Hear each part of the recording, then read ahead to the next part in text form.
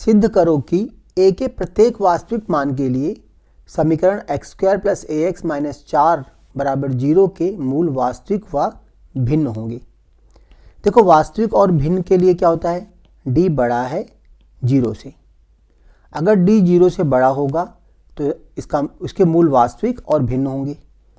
d होता है हमारे पास b² - 4ac, d बराबर b² - 4ac होता है। हमें दिखाना है कि a के सभी वास्तविक मानों के लिए ये d धनात्मक होगा। हम यहाँ से निकालते हैं b। अब देखो समीकरण में b कितना होगा, b हमारा a दिया हुआ है, तो यहाँ पे आएगा a² - 4। a कितना है, यहाँ पे x² का गुणांक a होता है, तो a हमारा 1 है।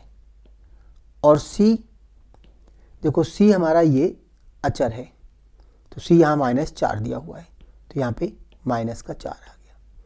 अब इसको हल करते हैं तो ये आएगा a², ये माइनस को माइनस से गुणा किया तो प्लस का 16 आ गया। अब a अगर वास्तविक संख्या है, किसी भी वास्तविक संख्या का वर्ग, कोई भी वास्तविक संख्या उसका वर्ग हरदम धनात्मक होता है, तो a² धनात्मक होगा, a² 0 से बड़ा होगा क्योंकि a वास्तविक संख्या है,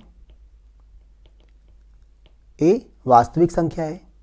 अगर a वास्तविक संख्या है तो a का वर्ग हरदम धनात्मक होगा, चाहे अंडर रूट की संख्या हो चाहे दशमलव की हो, हरदम धनात्मक होगा।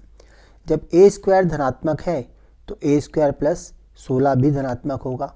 सबको पता है कि a² 16, अगर किसी धनात्मक संख्या में 16 जोड़ दिया जाए तो धनात्मक ही रहेगी। तो हम यहाँ स्टेटमेंट ये देंगे कि a एक वास्तविक संख्या है, a एक वास्तविक संख्या है, इसलिए a² धनात्मक होगा, इसलिए a² + 16 भी धनात्मक होगा। और जब a² 16 धनात्मक है, a² 16 तो d है, अर्थात हमारा विविधकर d धनात्मक है। और जब d धनात्मक होता है तो उसके मूल, समीकरण के मूल वास्तविक और भिन्न होते हैं।